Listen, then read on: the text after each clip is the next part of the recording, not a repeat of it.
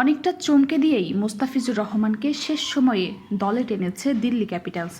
৬ কোটি রুপিতে দল পেয়েছেন বাংলাদেশের এই পেসার।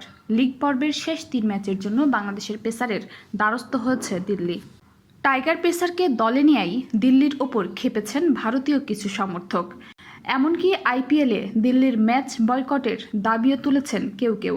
সোশ্যাল মিডিয়ায় দেশটির অনেকেই প্রতিক্রিয়া দেখাচ্ছেন। ভারত পাকিস্তান উত্তেজনার কারণে ১ সপ্তাহের জন্য স্থগিত ছিল আইপিএল। বিরতি শেষে আগামীকাল থেকে আবারও মাঠের লড়াই শুরু হচ্ছে, যদিও বর্তমান পরিস্থিতিতে বেশ কয়েকজন বিদেশি খেলোয়াড় আর ভারতে ফিরতে রাজি হননি। এরই প্রেক্ষিতে বিসিসিআই সব ফ্র্যাঞ্চাইজিকে অস্থায়ী ভিত্তিতে বদলি খেলোয়াড় কেনার অনুমতি দেয়।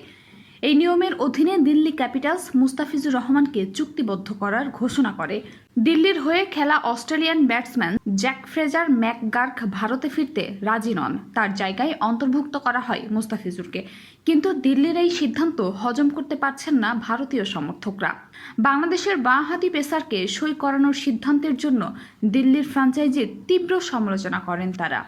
শুধু ক্যাপিটালসই নয়, বাংলাদেশি পেসারকে লিগে প্রবেশের অনুমতি দেওয়ায় বিসিসিআইয়ের উপর চটেছেন ভক্তরা। ধারণা করা হচ্ছে বাংলাদেশের সঙ্গে ভারতের সাম্প্রতিক উত্তেজনার কারণে অনেকেই টাইগার পেসারকে সে দেশের লিগে চাচ্ছেন না। এমনকি আইপিএল থেকে বাংলাদেশি খেলোয়াড়দের নিষিদ্ধ করার দাবিও তুলেছেন কেউ কেউ। গেল বছরের আগস্টের পর থেকেই ভারতের সঙ্গে বাংলাদেশের শীতল সম্পর্ক চলছে।